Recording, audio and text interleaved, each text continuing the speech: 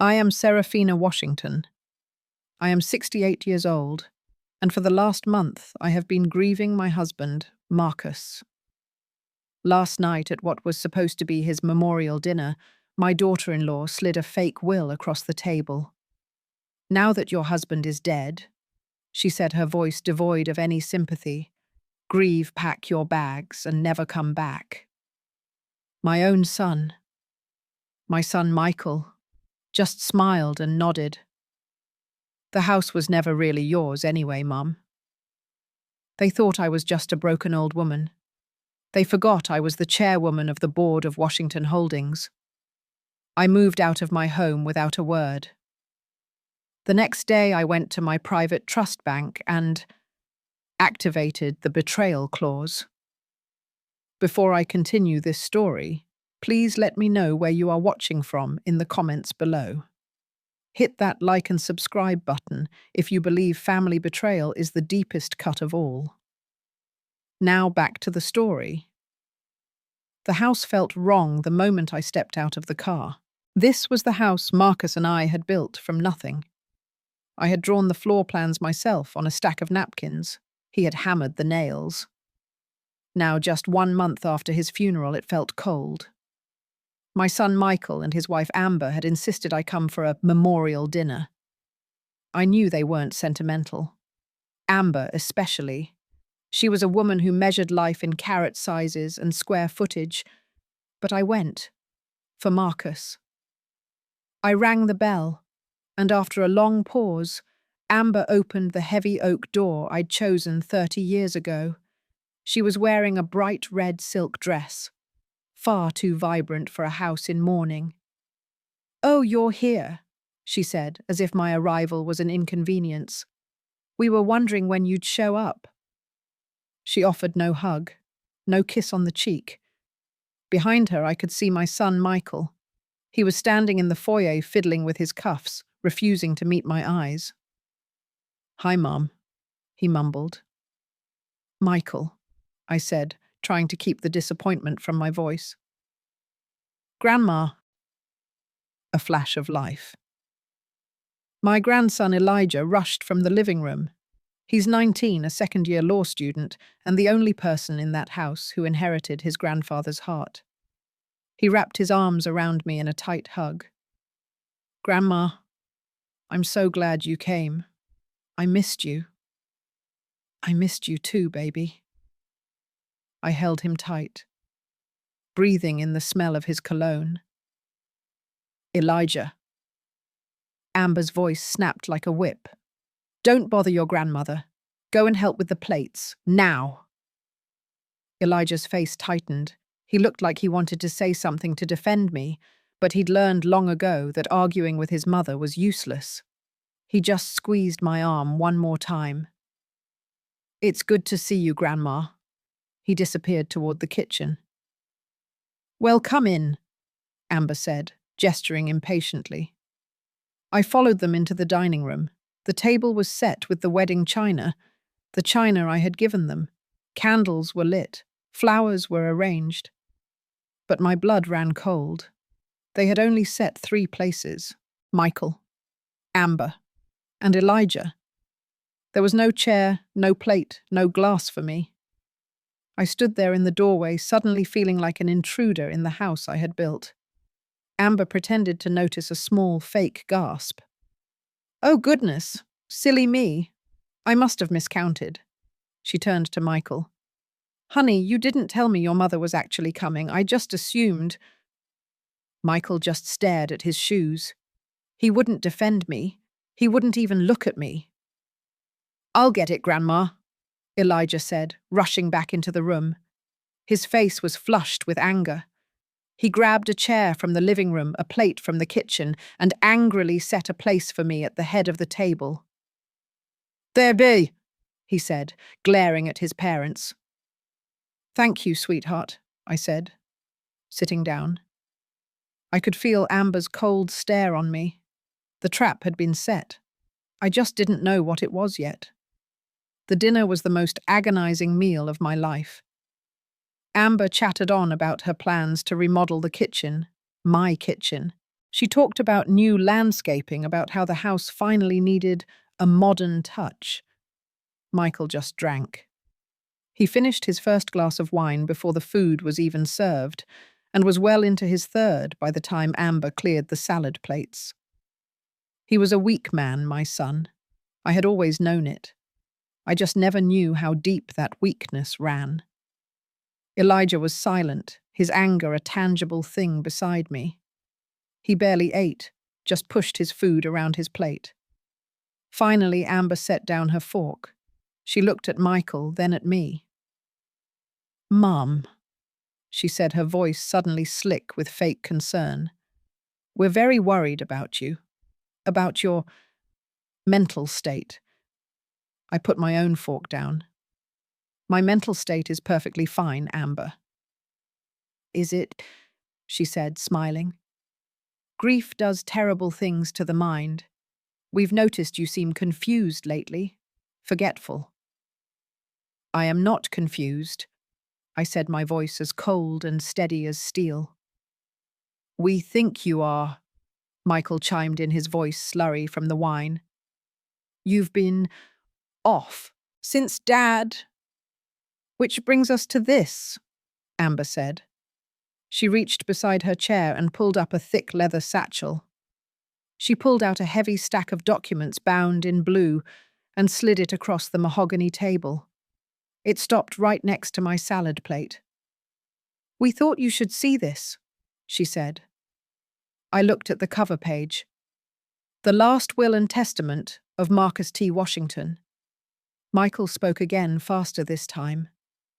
"Mum, Dad, he updated his will 6 months ago before he got sick." I looked at the document, but I didn't touch it.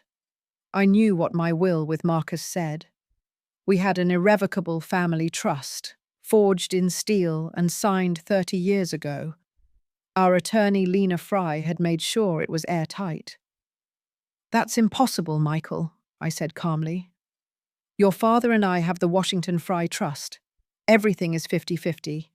You know this. It cannot be changed without both of us present." Amber let out a high-pitched, ugly laugh. "Oh, Mum," she said, dripping with condescension. "You really are behind the times. That old trust was dissolved, replaced. See, Marcus realized he needed someone competent to manage his affairs as he got older." She tapped the document with a long, painted fingernail. "This," she said, "is his final will. Signed 6 months ago. It supersedes everything else. And it clearly states that Michael is the sole inheritor of this house." The room went silent. I could hear the grandfather clock ticking in the hall. The clock Marcus had bought me for our 20th anniversary. "And," Amber continued, her smile widening, "it also names Michael the majority shareholder of Washington Holdings with 51% controlling interest." I looked at my son. He was staring at his plate, tracing the pattern with his finger. He couldn't even look at me as his wife stole my life. Elijah was frozen. That's not possible," he whispered. "The bylaws. The trust." "The bylaws have been updated," Amber snapped. "Your father is in charge now." I finally turned my gaze from my son to my daughter-in-law. "So," I said, my voice dangerously quiet, "you are kicking me out of my own home?" Amber stood up, her mask of concern dropping away, replaced by pure, triumphant greed. "We aren't kicking you out, Seraphina. We are executing Marcus's final wishes. He clearly wanted us to take care of the estate." She leaned down, her face close to mine. "So now that your husband is dead, grieve, pack your bags, and never come back." I turned to Michael. He finally looked up. His eyes were bloodshot, but there was no remorse, only relief. "Mum," he started. "Amber is right. The house was never really yours anyway. It was always in Dad's name. This is it's just business. Business, I said the word. It tasted like ash. Bow me.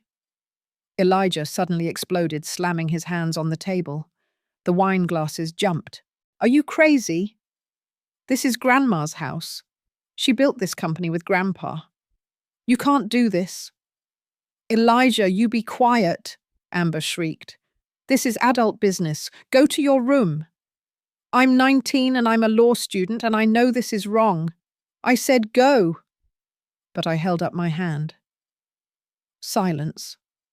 I didn't cry. I didn't yell. I had spent 40 years building an empire in a world that wanted me to fail. I would not let this woman see me break. I slowly, deliberately folded my linen napkin and placed it on the table.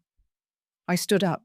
I looked at Michael, my son, the boy I had raised. I understand, I said. My voice was calm. You have made your choice. I picked up my purse. Grandma, no, Elijah cried. He ran to me. Don't leave. I'll come with you. I won't stay here with them. He tried to grab my arm to pull me back. I stopped at the doorway. I pulled my grandson into a hug, shielding him from the vultures at the table. I held his head against my shoulder and whispered so low that only he could hear. No, Elijah. He tried to pull back, confused, but I held him fast.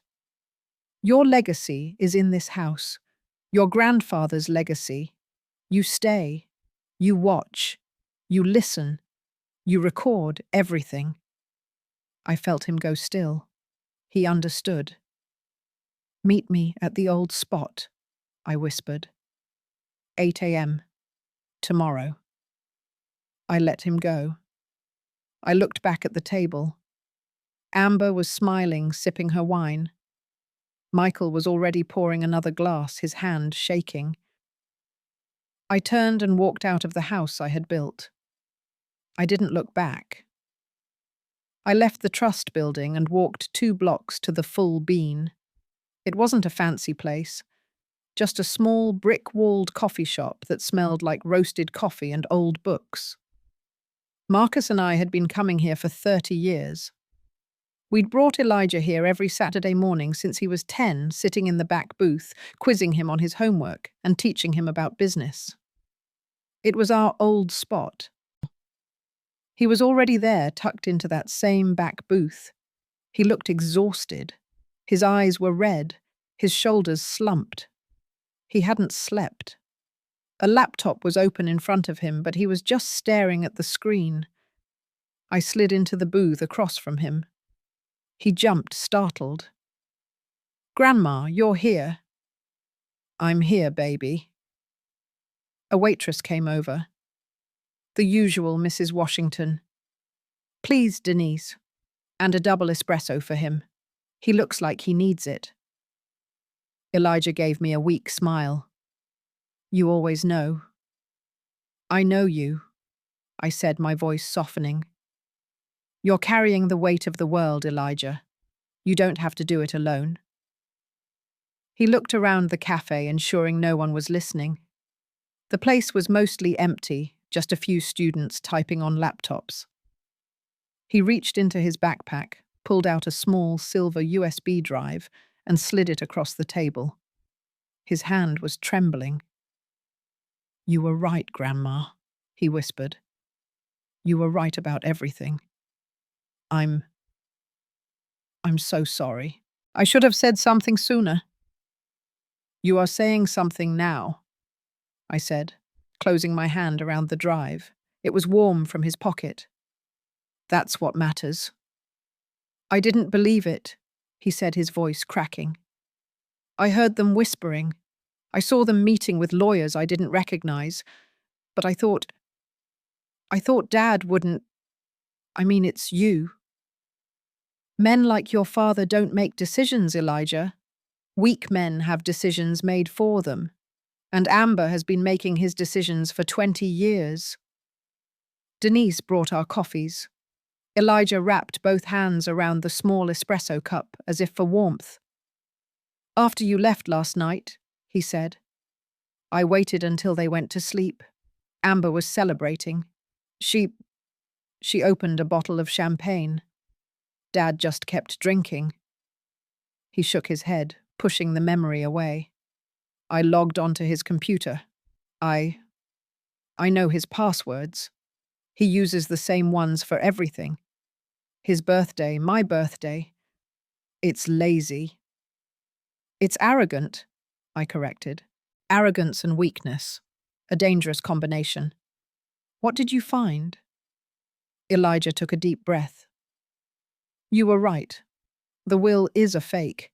It's not just a bad legal document, Grandma. It's a professional forgery." He turned his laptop around. "Mum, Amber, she's not stupid. Just greedy. She's been planning this for months. I went through her browser history. She found a lawyer in Delaware. A man named Finch." He clicked a file. A screenshot of an email appeared. "She's been communicating with him from a new email account. I had to do a data recovery on her hard drive. She deleted everything, but she didn't wipe the drive." My grandson. 19 years old, and he was running data recovery operations in the middle of the night. I felt a surge of pride so fierce it almost choked me. "She paid him $50,000, Elijah said, his voice filled with disgust. $50,000 wired from a joint account Dad didn't even know he had.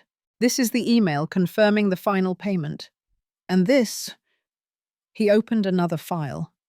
It was a draft of the will, the fake will, with tracked changes. "This is the lawyer Finch making suggestions.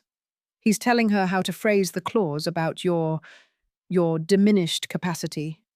He's advising her on how to make the signature look authentic." "He's a specialist," I murmured, staring at the screen. They had hired a professional criminal. They paid him to create a document that would strip you of everything, Elijah said. They've been waiting for Grandpa to die, Grandma. For 6 months they've had this document just waiting. I looked at the cold, clinical words on the screen. Words designed to erase my life, my partnership with Marcus. "This," I said, tapping the USB drive. "This is excellent, Elijah. This is the bullet we need." I started to slide the drive into my purse, but Elijah put his hand on mine. "Grandma, wait. That's not the worst part." I froze. "Worse. How can it be worse than them faking a will and kicking me out of my house?" Elijah's eyes filled with tears. "Because, Grandma, they're not planning to steal from the company. They are stealing from it. Right now." The blood drained from my face. "What are you talking about?"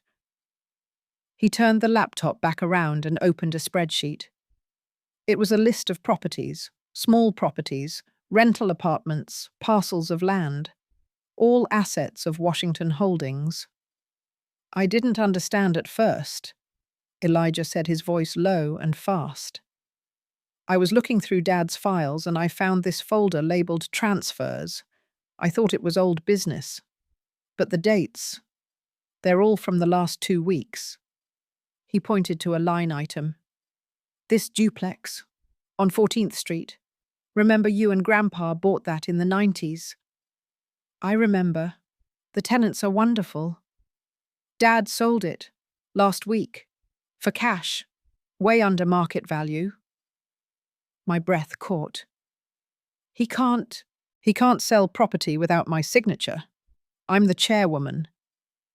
"He did," Elijah said. "He's been using that fake will as leverage.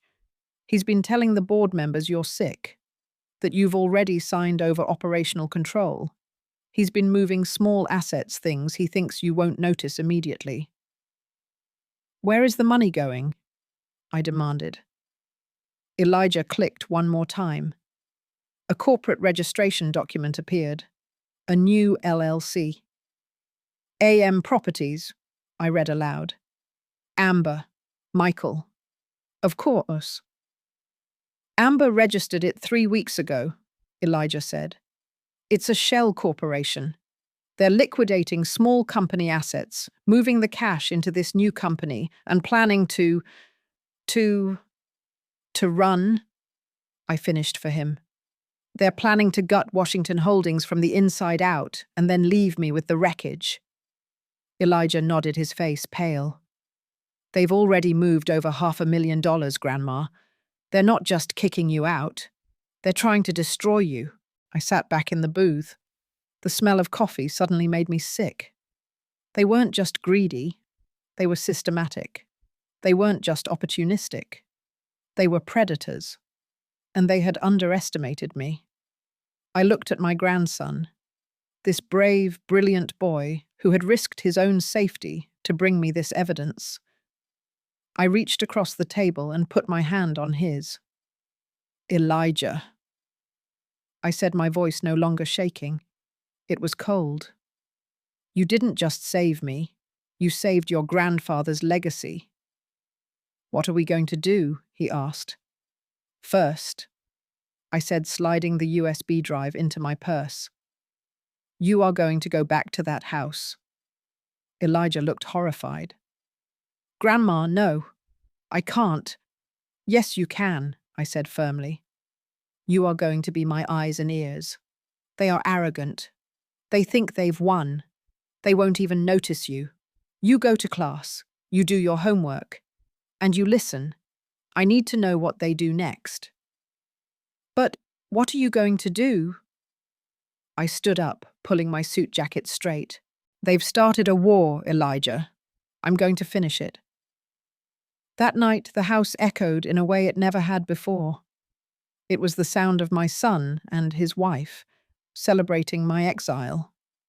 Amber was draped over Marcus's favorite leather armchair, a champagne flute in one hand, her feet kicked up on the ottoman. She was wearing a new diamond necklace, one I had never seen before. Michael was pacing the living room.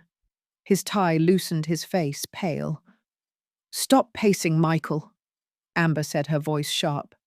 You look like a caged animal. You should be happy. We're finally free. I can't believe we did that, Michael mumbled, rubbing his face. She just left. She didn't even fight. She just walked out. Amber laughed, a high, brittle sound that didn't belong in that room. Fight with what I told you, she was just a broken old woman. All that chairwoman talk was just talk. She's nothing without Marcus. She's nothing, period. Sir. She held the diamond necklace up to the light, admiring the way it scattered rainbows across the wall. This, she said, this is what power looks like, not some dusty old trust document in a lawyer's office. But, Elijah, Michael said, stopping his pacing. The way he looked at us, he was so angry. Elijah is a boy, Amber scoffed. A boy who will get over it as soon as he sees his new allowance. He'll understand.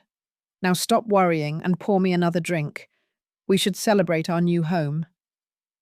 It feels wrong, Michael said, his voice low. Celebrating. In her house. Amber stood up in a single fluid motion. She walked over to Michael and put a finger on his chest. It's my house now, Michael. It's our house. Don't you ever forget that. She is gone. We won. Now act like it. She kissed him, a hard, possessive kiss. Now, she said, pulling away with a bright, cruel smile. I think I'll make a phone call. Just to check on her.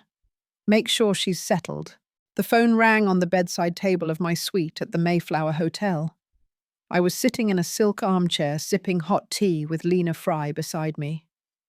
We were reviewing the files Elijah had sent. I saw the caller ID. Amber? I looked at Lena and smiled. Showtime, I whispered. I picked up the phone, and in an instant, my voice became frail, shaky, and thin. Hello, Mother. Amber's voice was like poison honey. Oh, thank goodness you picked up. Michael and I were so worried. We didn't know where you'd gone.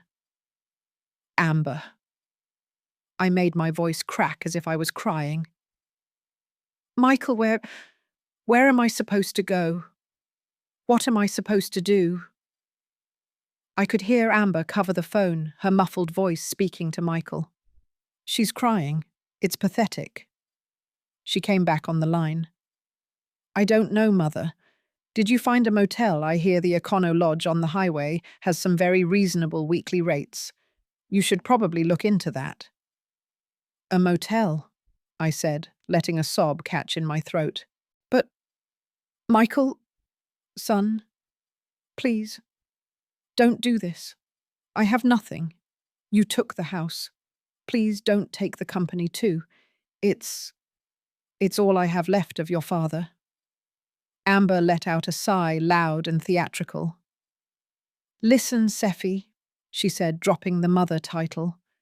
We are just following Marcus's wishes. Clearly he didn't think you were fit to run things, and frankly neither do we. Our lawyers will be in touch on Monday to finalize the transfer of control. Just sign the papers. Make it easy on yourself. But my company, I whispered. My home. Oh, stop it, she snapped. You sound ridiculous. It's just business. Now you have a good night. Okay, and try not to grieve too hard. It's not a good look. The line clicked dead. I set the phone down. Lena was just staring at me. That woman, Lena said, is a special kind of evil. Yes, I said, taking a calm sip of my tea. But she's also sloppy. And she just confirmed she's moving on the company. Back in my house, Amber threw the phone onto the sofa, triumphant. God, that felt good, she announced. I have nothing, she mimicked, in a high, quavering voice, and then burst out laughing. Michael just watched her, his face pale and sick. Was that necessary, Amber? It was fun, Michael. You should try it sometime. Now, speaking of business. Her entire mood darkened in an instant. She picked up her own phone, her brow furrowed. I just got an email. What is it? Michael asked, his anxiety returning. Is it the board? No, she said. It's Finch, that snake in Delaware. What does he want? Michael said, panicked. We paid him. We paid him exactly what he asked for. He wants more, Amber hissed. He says the risk profile of the job has increased. He's demanding another $50,000 for his continued discretion. 50,000, Michael practically yelled. We don't just have that lying around. We already gave him 50 hitties. He's bleeding us dry. He knows we have the company now, Amber shot back. He knows we can get it. But I can't just take more money, Amber, not yet. The finances are still being... I don't even have full access yet. Your call on Monday... Amber walked over to him, her eyes flashing, and she slapped him, hard. The sound cracked through the quiet room. Michael stood there stunned, holding his hand to his bright red cheek. Don't be weak, Michael, Amber whispered, her voice dangerously low. Not now. Do you want him to talk? Do you want him to go to the board? Or worse, the police, and tell them we paid him to forge a will? Do you want to go to prison? No. Michael whispered, his eyes wide with terror. No, of course not. Then you will go into that office on Monday. You will find that executive operations fund you told me about. And you will wire that $50,000. Do you understand me? Get it done. Michael stared at her, his breathing heavy. Finally he nodded, defeated, terrified. Okay, he whispered. Okay, Amber. I'll get it done. Amber's entire face softened in an instant. She smiled and gently stroked the cheek she had just struck. "Good boy," she purred. "See, that wasn't so hard, was it?" She kissed him long and slow. "Now let's finish that champagne. We have an empire to run." I didn't wait for Michael and Amber to make the next move. They thought they had time. They thought I was in some cheap motel, crying into a pillow, defeated. They forgot who I was. While they were drinking my champagne, I was on a plane. I flew first class to Wilmington, Delaware. I wasn't Seraphina Washington, grieving widow. I was Mrs. Devereaux, a slightly confused, very wealthy, and very recently widowed woman from Palm Beach. I wore a modest black dress shoes that were expensive but sensible, and a vintage gold brooch on my lapel. A brooch Marcus had given me. A brooch that was also a high-fidelity digital audio recorder. Mr. Finch's office was on the 7th floor of a glass building that tried too hard. The lobby was all chrome and black leather, but the leather was cracking and the chrome was smudged. He was a man who put up a good front but couldn't maintain the details, just like his forgeries. He came out to greet me. Himself. His hand outstretched, a fake sympathetic smile plastered on his face. He was in his late 40s with a weak chin and an expensive watch that was clearly a knockoff. "Mrs. Devereaux," he said, his voice oozing false comfort. "Please come in. My deepest condolences for your loss." "You're very kind, Mr. Finch," I said, letting my voice waver just a little. It's all just been so much." Of course," he said, guiding me into his office. "Please sit. Can I get you some water? Some tea?" "No, thank you. I need to get this sorted out. My stepson." I let my sentence hang as if I was too overcome with emotion to continue. Finch sat opposite me, leaning forward, his eyes bright with the kind of predatory interest that masquerades as concern. "Take your time, my dear," he said. "You're in a safe place. Whatever the problem is, I assure you we can find a creative solution." I dabbed my eyes with a lace handkerchief. "It's my late husband's son, from his first marriage. My husband. He promised me everything. The house, the stocks. He said I would be taken care of." Finch nodded, his face a perfect mask of understanding. "And let me guess, the will doesn't reflect that promise." "It's worse," I whispered. "He says there's a trust, an old one. He says it supersedes the will. He says I have to leave my home, that I get nothing." Finch leaned back, steepling his fingers. "Ah, yes. The old trust problem. A classic. A beloved husband promises the world, but his old paperwork betrays him from the grave." He shook his head sadly. "It's a tragedy. I see it all the time. These ancient, ironclad trusts that leave loving wives like you, quite literally, out in the cold." I looked at him, widening my eyes. Is there nothing that can be done?" "My stepson, he's so aggressive."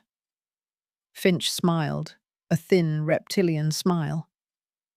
"Mrs. Devereaux," he said, his voice dropping to a conspiratorial whisper. "In my line of work, there is always something that can be done. Documents are not ironclad. They are flexible. They are paper. And paper can be rewritten." I pretended to be shocked. "Rewritten, but isn't that illegal?" He chuckled as if I'd told a delightful joke. "Mrs. Devereaux, illegal is a word for people who get caught. I prefer the term retroactive estate planning. We are simply, correcting the record. We are helping to enact your late husband's true wishes." The ones he would have written down if he'd had more time. He was so arrogant, so completely sure of himself. He saw me as a dotty old woman, blinded by grief and terrified of her stepson. He saw me as an easy paycheck. How would that even work? I asked, playing my part. My stepson. He has his own lawyers. Of course he does, Finch said dismissively. But what he has is a copy. What we would create is an original, a more recent original, a final amendment, a codicil perhaps, found in a personal safe, dated just before your husband's passing, a document that clarifies his final intent and dissolves that nasty old trust. But the dates, the signatures. Finch waved his hand. Details, my dear. That is what you pay me for. I have artisans, people who understand the delicate nature of aged ink, people who can procure period-appropriate paper, notaries who are sympathetic to these tragic situations. We simply create the document that should have existed. He leaned forward again, his eyes gleaming. We can have a new will signed, notarized, and filed within a week. A will that leaves everything, the house, the stocks, the company, to you, the grieving widow. Who is a judge going to believe Mrs. Devereux? A cold-hearted stepson fighting for money, or the devoted wife who was by her husband's side until the very end? The audacity of it was breathtaking. He was outlining his entire criminal enterprise, and he thought he was making a sales pitch. I don't know, I whispered. It sounds so complicated and risky. Now it was time for him to close the deal. He needed to prove his credentials. Risky, Finch laughed again. Not at all. Not when it's handled professionally. Why, just last month I handled a very similar case. Out of DC, a very prominent family. My heart hammered against my ribs, but I kept my face perfectly still. My hand rested on the brooch. Oh, I said. Prominent? Very, he bragged, puffing out his chest. A tragic situation. A poor son, a fine young man, being completely railroaded by his controlling elderly mother. The father god, rest his soul, had wanted the son to take over the family business. But the mother, oh, she was a piece of work. Had the whole estate locked down in one of those ancient trusts, just like yours. He shook his head in mock sympathy. This poor son, he was trapped. His mother was, well, let's just say she was confused. A danger to the company's future. He came to me desperate to save his father's legacy. And you helped him? I asked, my voice full of awe. Finch's smile was blinding. We liberated him, he said. We drafted a new final will, perfectly aged, perfectly signed. We had a medical assessment drawn up documenting the mother's cognitive decline. It was a masterpiece. We filed it. The board had no choice. The son, Michael, now has his rightful 51%. The mother, I believe she's being moved to a nice, quiet facility. A much better outcome for everyone. He sat back, his arms spread wide. So you see, Mrs. Devereux, these things are not risky. They are solutions. I took a shaky breath, pretending to be overwhelmed by the possibility. I stood up. He stood up with me, thinking he had me. Mr. Finch, I said, my voice thick with emotion. I need to think about this. It's exactly what I was hoping for. Of course, he said, already counting his money. You've given me hope, I said. I reached out and squeezed his hand.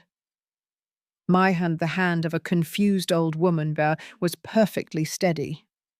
Mr. Finch, I said, looking him right in the eye, you are exactly the man I need. I walked out of his office, down the elevator and into the Delaware sunshine. I got into the back of my waiting car. I took the brooch off my lapel and looked at the tiny red light still blinking. Did you get it all? Lena's voice asked from the car's speakerphone. Oh, yes, I said as the car pulled away from the curb. I got his full confession. I got the DC case. I got his arrogance. I got everything. Good, Lena said, because they're getting desperate back here. Michael just tried to access the company's executive operations fund. Let him, I said, watching Finch's building disappear in the rearview mirror. Let them dig their own graves. We'll be ready to bury them on Monday. I didn't wait for Michael and Amber to make the next move. They thought they had time. They thought I was in some cheap motel crying into a pillow, defeated. They forgot who I was. While they were drinking my champagne, I was on a plane. I flew first class to Wilmington, Delaware. I wasn't Seraphina Washington, grieving widow. I was Mrs. Devereaux, a slightly confused, very wealthy, and very recently widowed woman from Palm Beach.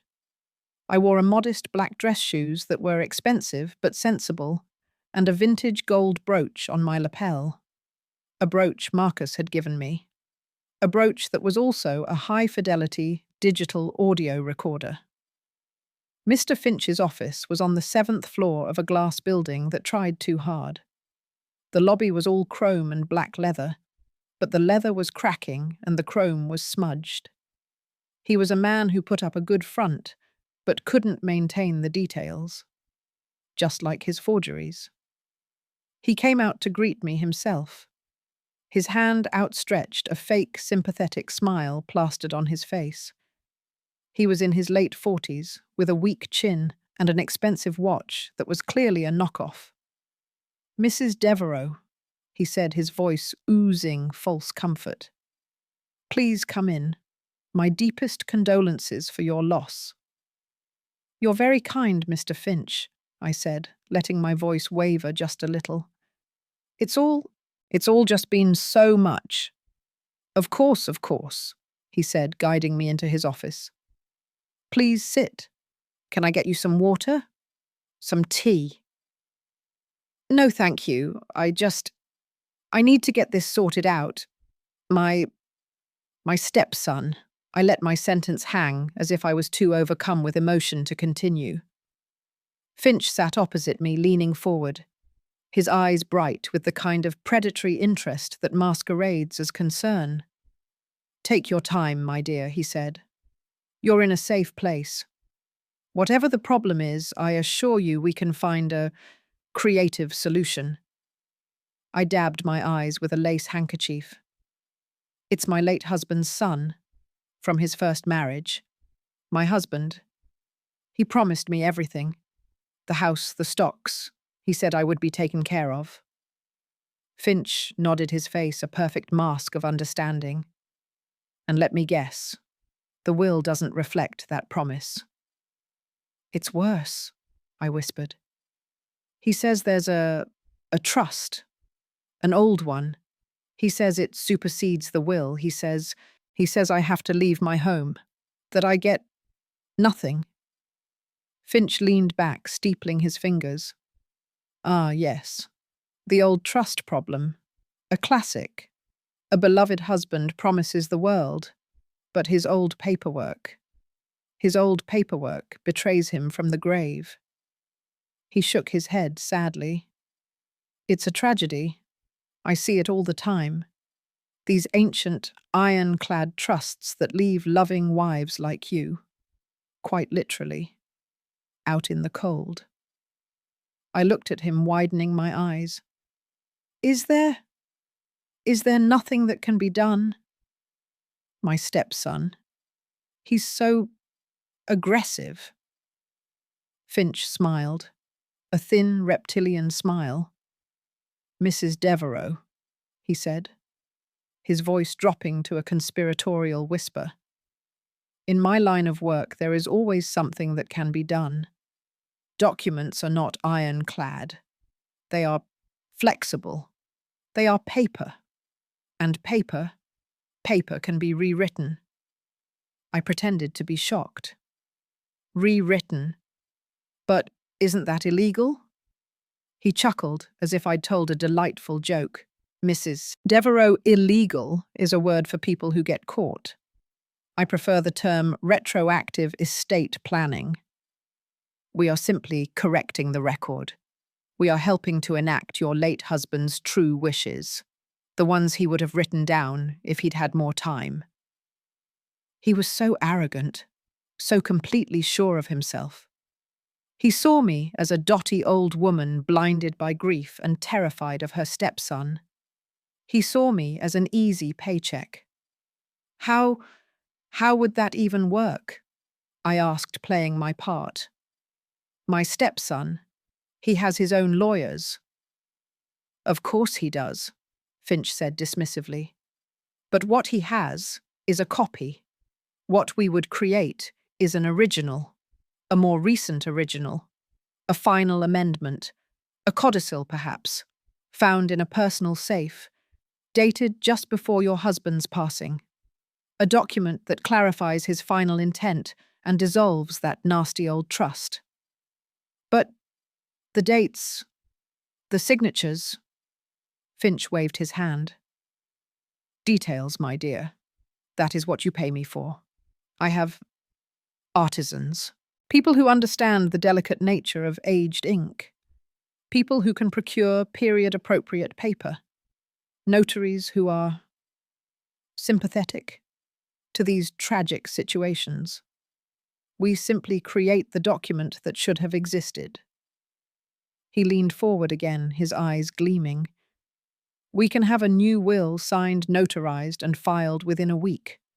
A will that leaves everything. The house, the stocks, the company. To you, the grieving widow. Who is a judge going to believe Mrs. Devereaux? A cold-hearted stepson fighting for money, or the devoted wife who was by her husband's side until the very end? The audacity of it was breathtaking. He was outlining his entire criminal enterprise, and he thought he was making a sales pitch. I don't know, I whispered. It sounds so complicated and risky. Now it was time for him to close the deal. He needed to prove his credentials. Risky? Finch laughed again. Not at all. Not when it's handled professionally. Why? Just last month I handled a very similar case. Out of DC, a very prominent family. My heart hammered against my ribs, but I kept my face perfectly still. My hand rested on the brooch. Oh, I said. Prominent. Very, he bragged, puffing out his chest. A tragic situation. A poor son, a fine young man, being completely railroaded by his controlling elderly mother. The father, God rest his soul, had wanted the son to take over the family business. But the mother, oh, she was a piece of work. Had the whole estate locked down in one of those ancient trusts just like yours. He shook his head in mock sympathy. This poor son. He was trapped. His mother was, well, let's just say she was confused, a danger to the company's future. He came to me desperate to save his father's legacy. And you helped him, I asked, my voice full of awe. Finch's smile was blinding. We liberated him, he said. We drafted a new final will, perfectly aged, perfectly signed. We had a medical assessment drawn up documenting the mother's cognitive decline. It was a masterpiece. We filed it. The board had no choice. The son, Michael, now has his rightful 51%. The mother, I believe she's being moved to a nice, quiet facility. A much better outcome for everyone. He sat back, his arms spread wide. So you see, Mrs. Devereaux, these things are not risky. They are solutions. I took a shaky breath, pretending to be overwhelmed by the possibility. I stood up. He stood up with me, thinking he had me. "Mr. Finch," I said, my voice thick with emotion. I need to think about this. It's exactly what I was hoping for." "Of course," he said, already counting his money. You've given me hope," I said. I reached out and squeezed his hand. My hand, the hand of a confused old woman, was perfectly steady. "Mr. Finch," I said, looking him right in the eye, "you are exactly the man I need." I walked out of his office, down the elevator, and into the Delaware sunshine. I got into the back of my waiting car. I took the brooch off my lapel and looked at the tiny red light, still blinking. "Did you get it all?" Lena's voice asked from the car's speakerphone. "Oh, yes," I said as the car pulled away from the curb. "I got his full confession. I got the DC case. I got his arrogance. I got everything." "Good," Lena said. "Because they're getting desperate back here. Michael just tried to access the company's executive operations fund." "Let him," I said, watching Finch's building disappear in the rearview mirror. "Let them dig their own graves. We'll be ready to bury them on Monday." The confrontation at my company headquarters left them rattled. I knew it would. Michael and Amber returned to my house, their house they believed, and the panic set in. Elijah was there. He told me later that Amber was pacing the living room like a caged panther. "She dared," Amber screamed, throwing her $1,000 handbag onto the sofa. "She had that gorilla in a suit lock us out in our own company." Michael was sweating. He was already pouring himself a large glass of my husband's best whiskey. "Amber, maybe we should slow down. Maybe we should wait. If she's locking us out, she must know something. Slow down." Amber spun on him. "Michael, are you a fool? She's trying to steal your inheritance. That old woman is trying to bleed us dry while she plays the victim." "No, we end this. Now." "What do you mean, end this?" Michael asked, his voice trembling. "The will, Michael, the will. It gives you 51%. You are the majority shareholder. You don't ask for the company, you take it." "But the board," Michael stammered. They all respect her. They've worked with her for 30 years. Amber laughed, a sound like breaking glass. Respect doesn't pay for this house. Respect doesn't pay my credit cards. You know what they'll respect? They'll respect 51%. You are calling an emergency meeting of the board, Michael. Now. Today. But what's the reason?" "The reason," Amber said, walking right up to him, "is that the chairwoman is mentally unfit. The reason is that she's erratic. The reason is that she's physically blocking the new CEO from entering the building. She is a liability. You will draft the email, Michael. You will demand a vote of no confidence. We will fire her from her own company." Michael looked at the glass in his hand. "Fire my own mother." Amber's face went cold. "She stopped being your mother when she chose her money over her only son. She is an obstacle, Michael. A roadblock. And you either drive over it or you stay stuck behind it forever. What's it going to be?" He looked around the magnificent room, the room he now believed was his. He looked at Amber. "She's rich," Amber whispered, seeing him hesitate. "And we're not. That's the only difference that matters. Now, write the email. Emergency shareholder meeting, vote of no confidence in chairwoman Seraphina Washington." Michael looked down. "It sounds so final." "It is final," Amber said, her voice full of triumph. "It's our future. It's what your father wanted. My son. My weak, foolish son. sat down at the desk his father had built, and began to type. The email arrived at 4:03 p.m. I was sitting in my hotel suite with Lena. The laptop chimed. I opened my inbox and saw the subject line. I smiled. "Lena," I said, "they took the bait." I turned the laptop so she could see. She read the subject line aloud. "Emergency shareholder meeting. Vote of no confidence regarding the erratic behavior and financial malfeasance of Seraphina Washington." Lena let out a short, sharp laugh. "Financial malfeasance? The nerve of that woman, she's accusing you of what she's doing." I closed the laptop. "She's arrogant, and she's desperate. They have officially called a meeting using the authority of a fraudulent will. They've just set their own execution date.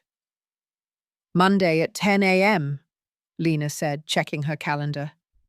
"It's going to be a slaughter." "It's going to be a cleansing," I replied. Just then, there was a knock at my hotel room door. It wasn't room service. It was Elijah. I opened the door, and his face was pale, panicked. "Grandma, Lena, I'm sorry to interrupt. I ran here. I think they're doing something else. Something faster." I pulled him into the room. "Breathe, Elijah. Tell me what you found." "They're scared," he said, talking fast. "After Big Mark blocked them, they got scared. They need that money now. The money for that lawyer Finch." "What did they do, Elijah?" I asked, my voice calm. Elijah held up his phone, his hands shaking. "Dad's been on the phone all day. I installed a listener app on the house Wi-Fi. I'm sorry, Grandma. I know it's—" "You apologize for nothing, young man." Lena snapped all business. "You're a soldier in a war." "What did you hear? He's selling the house," Elijah whispered. "He's selling your house, the one you and Grandpa built." I didn't flinch. I had prepared myself for this. "To whom?" "Some developer, a cash buyer. Amber found him. They're selling it for 30% below market value. They just want the cash. They're meeting him tomorrow to sign the papers." His voice broke. "They're erasing everything, Grandma. Everything you built, just to get their hands on the money." He looked at me, expecting me to be devastated. Lena looked horrified. "That's a flagrant violation of the primary trust agreement. They can't sell a core asset without unanimous consent. They're insane." Elijah looked desperate. "They don't care about the trust, Lena. They think their fake will gives them the right. They're going to sign it tomorrow." I stood up and walked to the window, looking down at the city lights. My city, my company. I turned back to them. "Good," I said. Elijah stared at me, his mouth open. "Grandma." "What do you mean, good? They're selling your house." "Yes, they are," I said. My voice cold and clear. "They are signing a legally binding document. They are using fraudulent authority. They are in a desperate attempt to liquidate an asset that does not belong to them." I saw the understanding dawn on Lena's face. She slowly started to smile. Oh, Siffy, you are wonderfully cruel." "This isn't just about fraud anymore, Lena," I said. "This is conspiracy. This is grand theft. Let them sign it. Let them tie the noose themselves." "But the house," Elijah protested. "The developer, he'll tear it down." "The developer won't get the house," I said. "But he needs a warning. Elijah, you're good with those computers." Elijah straightened up, his panic replaced by focus. "What do you need?" "I need you to create a new anonymous email address. Send an email to this developer. Tonight." I want you to warn him that the property at 42 Crestview Drive is under severe legal dispute regarding fraudulent title and inheritance claims. Tell him any attempt to purchase will be met with immediate legal action and criminal charges. E-fire was in his eyes now. That'll scare him off. No, I said. He's greedy just like they are. He thinks he's getting a deal. He won't run. He'll pause. He'll call Amber and Michael. He'll demand to know what's going on. Lena picked up the thread, her smile widening. It will make them panic even more. They'll push harder. They'll try to get that money for Finch faster. They'll probably try to steal more from the company to pay him. Exactly, I said. It tightens the trap. They'll walk into that boardroom on Monday not just as thieves, but as desperate, cornered animals. And that's exactly where I want them. Monday morning, 10 a.m. The main boardroom at Washington Holdings. The room itself was a monument to my husband Marcus. Floor-to-ceiling windows overlooked the city he had helped build. The mahogany table so long you had to raise your voice to speak to the other end was polished to a mirror shine. It was a room built for power. My power. And at the head of that table in my chair sat Amber. She was wearing a severe white power suit, trying to look the part of a CEO. But the suit was too new, the fabric too stiff. She looked like a child playing dress-up.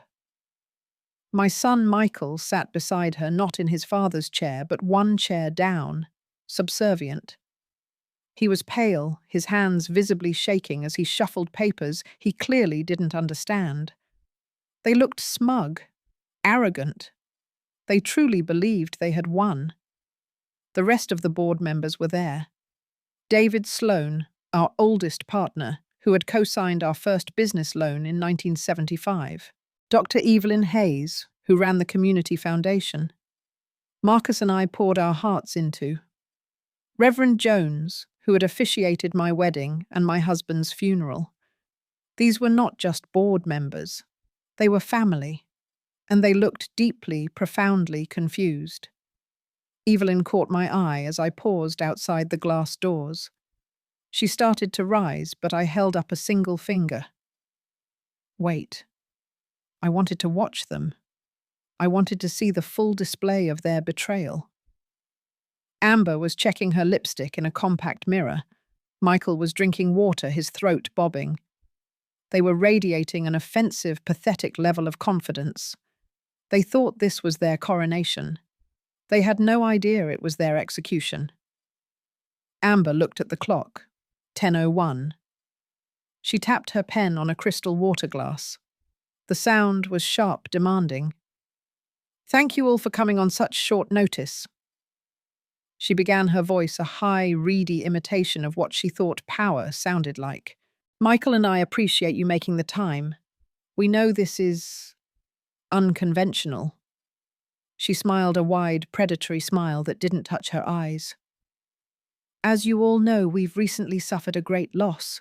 My father-in-law Marcus was the heart of this company. Reverend Jones nodded sadly. He was a great man.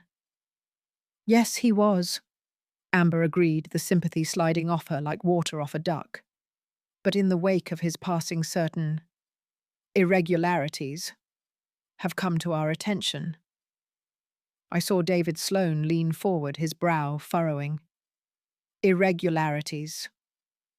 What are you talking about, Amber? I'm talking about my mother-in-law, Amber said, her voice dripping with fake pity. Seraphina. Sadly, she is not taking her grief well. She is not well. She let that lie hang in the air. We believe she is no longer mentally competent to run this company. Her behavior has become erratic. Just last week, she took the absurd and damaging step of freezing access to the company's executive accounts. She blocked me. Michael finally spoke up, his voice cracking with rehearsed indignation. She blocked me, the new CEO, from performing my duties. New CEO. David Sloane said, his voice a low growl. Michael Seraphina is the chairwoman of this board. Not anymore, Amber said brightly. She patted the stack of forged documents in front of her. According to Marcus's final binding, Will Michael now holds 51% controlling interest, which is why we are here. We are calling an immediate vote of no confidence. It's time to respectfully and legally remove Seraphina from the board. That was my cue. I pushed the heavy oak doors open. I didn't slam them. I let them swing open slowly, silently on their well-oiled hinges. The sound of my heels on the marble floor. Click, click, click. It was the only sound in the room. Every single head turned. Amber's face. Oh, her face. It was a masterpiece of horror. The colour drained from her cheeks, leaving 2 pale patches where her blush had been. Her mouth fell open. Michael physically recoiled. He shrank in his chair, slumping down, as if trying to disappear, his eyes wide with a terror I hadn't seen since he was a child, afraid of the dark. I didn't stop. I walked slowly, deliberately down the length of that long table, past the confused faces of my friends, past my cowering son. I didn't stop until I was standing directly behind the chair Amber was sitting in. My chair. The doors opened again. Lena Fry, my lawyer, walked in. Her face was like stone. She carried a heavy leather briefcase. Elijah walked in behind her. He wasn't the panicked boy from the coffee shop. He was dressed in a suit, his face set. His eyes fixed on his parents. He was the image of his grandfather. I looked down at the top of my daughter-in-law's head. "Hello, children," I said. My voice was not loud, but it filled the entire room. "Hello, members of the board." I looked around the table at David, at Evelyn, at the Reverend. "I trust you all received my notice for this emergency meeting." Amber shot to her feet so fast her chair screeched backward and almost toppled over. You can't be here," she shrieked. "This is a private shareholders meeting, and you are no longer a shareholder. Security, Big Mark. Get her out of here." "Sit down, Amber," I said. I didn't raise my voice. I didn't need to. The authority I held wasn't in a piece of paper. It was in my bones. "You are not in charge here. You never were." Amber lunged forward, her face a mask of purple rage. "Security!" she screamed, her voice cracking. "Big Mark, I said get her out. She has no right to be here according to the will." "Which will?" My voice wasn't a whisper. It was a roar. It boomed across the boardroom, silencing her instantly. Amber froze, her mouth half open. I walked calmly to the center of the table, placing my hands flat on the polished mahogany. "Which will are you referring to, Amber? Are you referring to the one you and Michael believe is in that stack of papers in front of you?" I turned to the board. "Or are you referring to the real one?" Michael was shrinking, trying to slide his chair back from the table. I don't know what you're talking about," Amber stammered, trying to regain her composure. This is harassment. This is what I was talking about. She's delusional." "Am I?" said. "Elijah."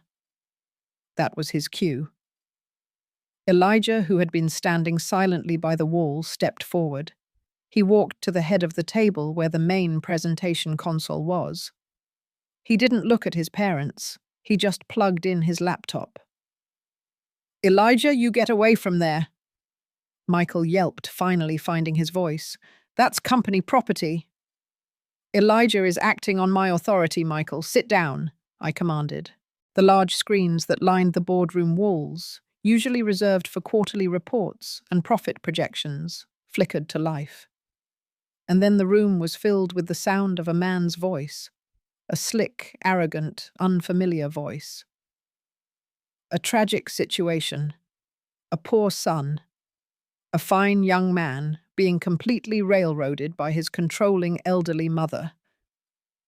Amber's head snapped toward the screen. Her face went from white to a sickly shade of green.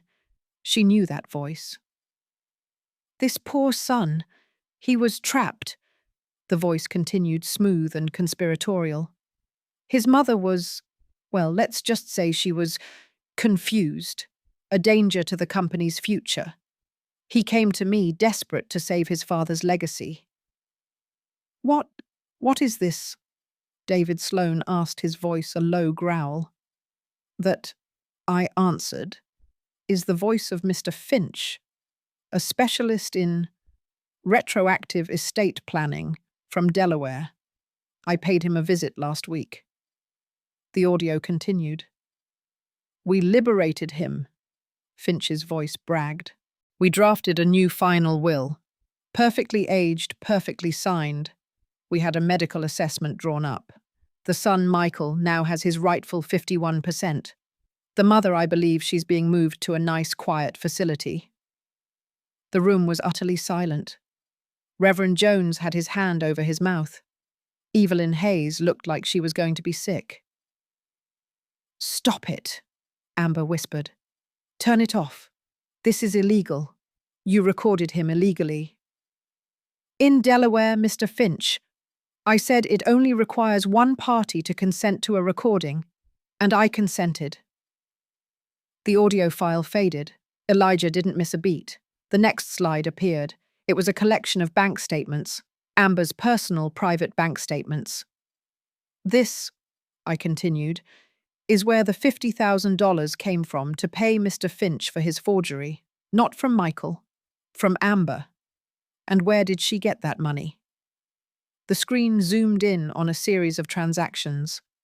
Cash advances from high-limit credit cards, online gambling sites, Caesar's Palace, MGM Grand. She was over $300,000 in debt, Michael, I said, turning to my son, who looked like he was about to pass out. Did you know that she wasn't trying to save your father's legacy? She was trying to save herself from bankruptcy by stealing yours. That's a lie, Amber shrieked. Those are fake. They are certified bank records, Lena Fry said, her voice cutting through the panic. Subpoenaed this morning. Elijah clicked to the next slide, a corporate registration document. AM Properties LLC, I read aloud. Formed 3 weeks ago. Registered agent Amber Washington. Sole proprietor Amber Washington, a shell corporation. Elijah clicked again. And here are the wire transfers. Over $500,000, moved from Washington Holdings regional accounts into this shell company. Money from the sale of the 14th Street duplex. Money from the Elmwood apartments. Assets I said, pointing at Michael. Sold under market value using the authority of that fraudulent will. Michael! David Sloane roared, slamming his fist on the table. You stole from this company! You stole from us! Michael couldn't speak. He just sat there, shaking his head. Tears of terror running down his face. She made me, he whimpered. Amber, she said. He's lying, Amber screamed. He did it all. He was desperate for the money. He hated you, Sephi. He always hated being in his brother's shadow. Is that so? I said. Elijah, the next file, please. The screen flickered again. This time it was a video. The quality was grainy, filmed from a strange angle, as if from a bookshelf. It was Michael's home office. Michael and Amber were standing over a man I recognized. Frank Cho, our chief financial officer. Frank looked terrified. You can't do this, Michael, Frank was saying on the video. This is illegal. This is embezzlement. Seraphina will find out. Amber's voice clear as a bell. Seraphina is gone. She is a non-entity. Do you understand me? You either sign the transfer, Frank, or I go to the police and tell them about those accounting errors you made last year, the ones I was kind enough to cover up for you. Michael stepped forward. Please, Frank, just do it. It's just moving money around. It's what my father would have wanted. The video was damning. It was extortion. It was conspiracy. Elijah paused the frame on his parents' snarling, desperate faces. My son, Elijah. He filmed this, Michael whispered, staring at the screen in disbelief. My own son. Your son. I said, protected his grandfather's legacy, which is more than I can say for you. And finally, I said the house. The last slide appeared. It was the sales contract. The agreement to sell my home, our home, to that developer, signed by you, Michael, for 30% below its value, a final act of desperation, a final act of theft. I looked around the room, my friends, my board. Their faces were etched with disgust and fury. David Sloane stood up his chair, scraping loudly. Seraphina, my God, I had no idea.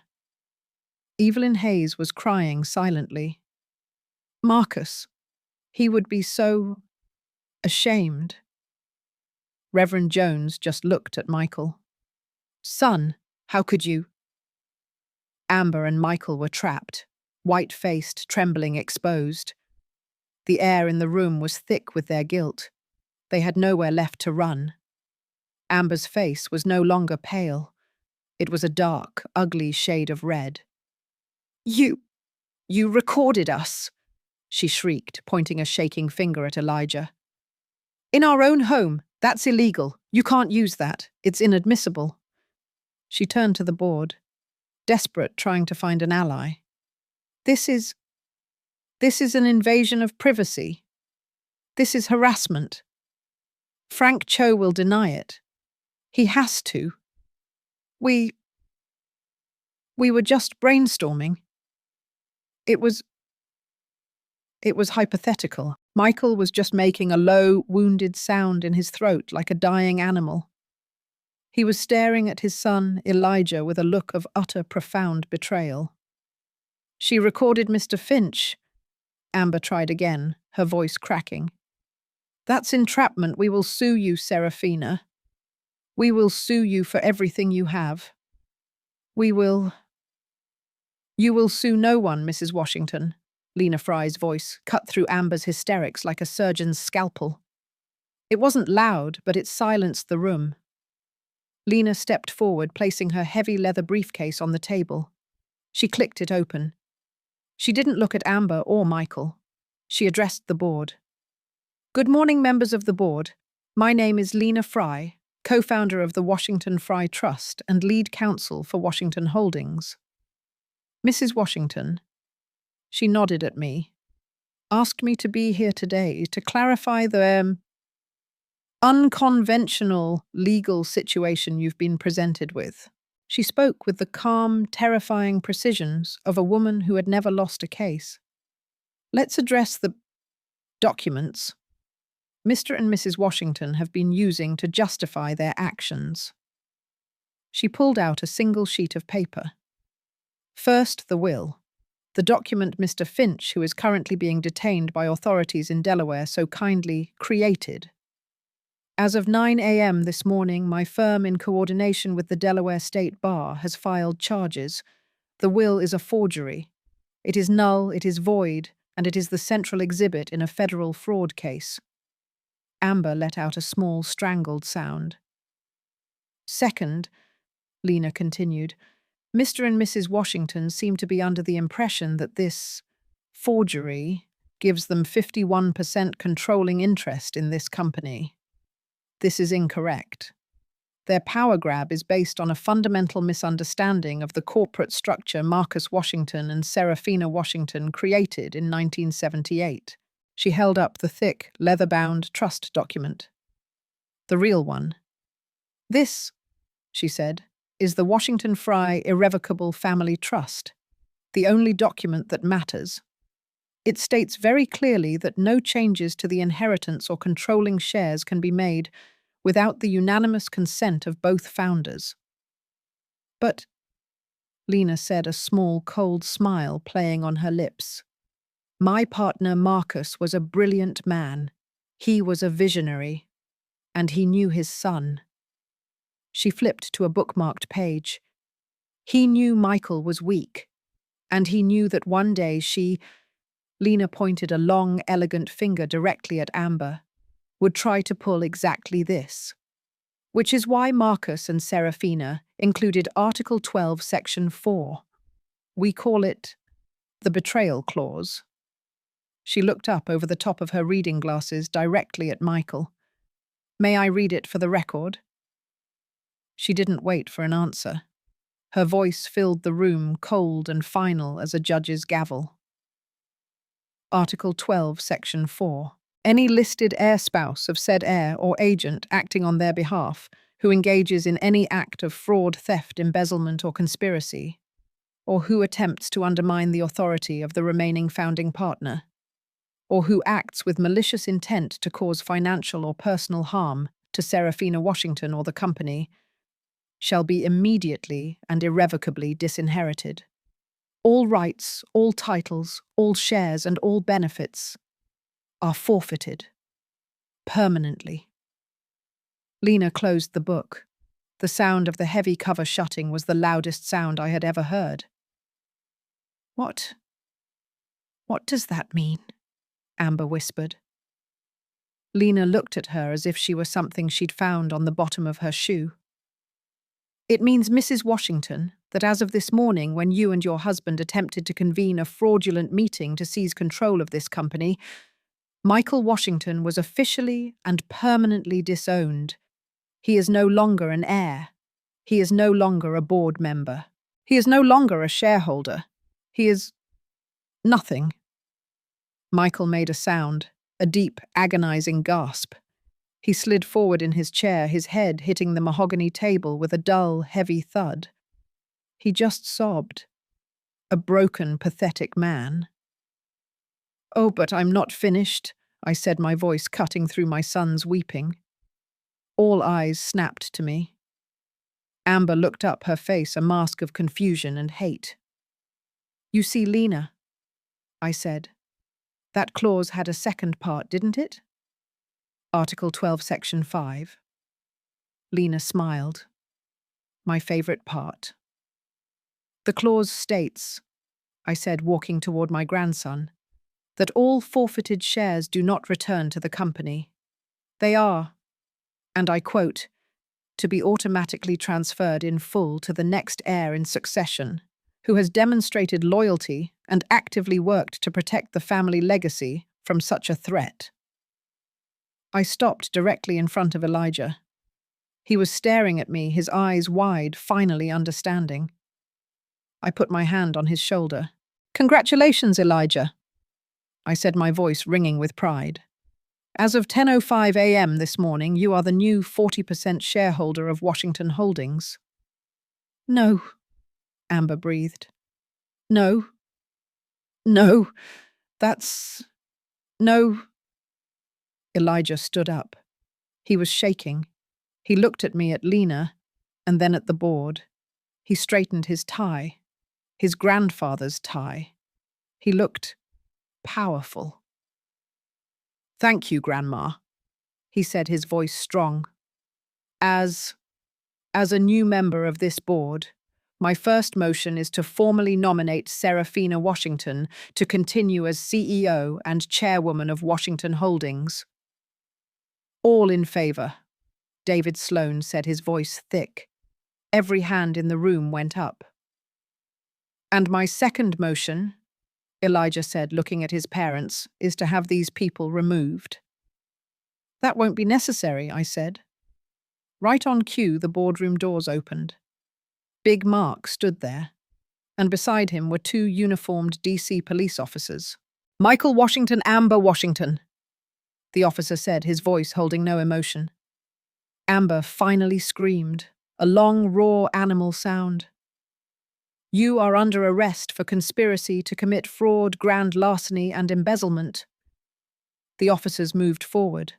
Amber crumpled. She literally fainted, her white suit collapsing to the floor in a heap. Michael didn't move. He just wept into the table as they pulled his hands behind his back, and the handcuffs clicked shut. 6 months passed. The storm was over. The company Washington Holdings was healing.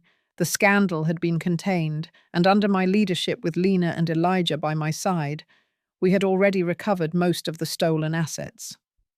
I was walking through the main lobby of our building. Elijah was with me. He wasn't a 19-year-old student anymore.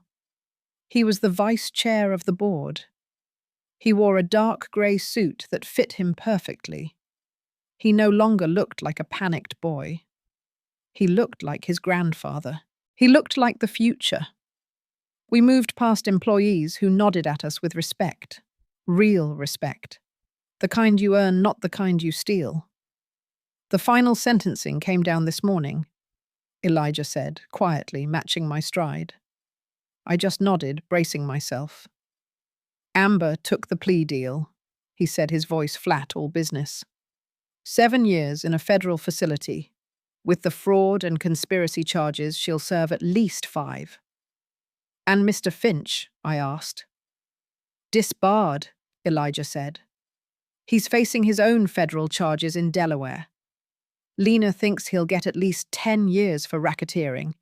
He destroyed his own career for $50,000. We stopped at the large window overlooking the city plaza. And Dad?" Elijah asked, his voice finally softening. I put my hand on his arm. "Your father," I said carefully, "cooperated fully. He testified against Amber. He testified against Finch. He showed remorse." The judge took that into consideration. 3 years probation, Elijah finished for me, and 5,000 hours of community service. He has to pay back his share of the stolen funds, which means he'll be paying for the rest of his life. "He lost his family, Elijah," I said softly. "He lost his inheritance. He lost his home. Prison would have been an easier sentence." Elijah was quiet for a long moment. "And the house?" he asked. "Our house." I smiled. The first real smile in a month.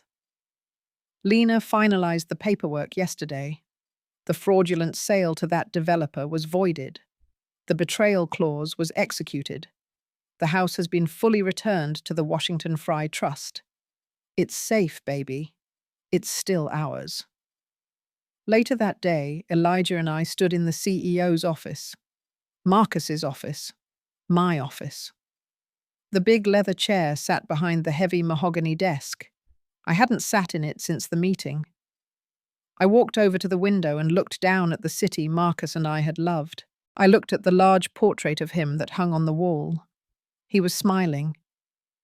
"I failed him, Elijah." I said, my voice quiet. "I failed your father. I loved Michael too much. I spoiled him. I thought my love would be enough. I thought it would make him a good man, a strong man. I thought it would protect him from people like Amber." I touched the smooth wood of the desk. "I was wrong.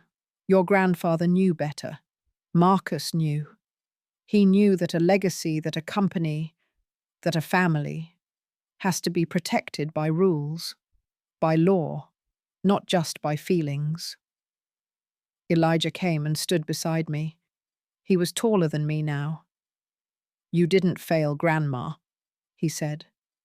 "You protected the legacy. We protected it. You did what had to be done." I turned and looked at my grandson. this brave, smart, good man. I put my hands on his shoulders. No, baby, I said. I'm just the guardian. I was just keeping it safe.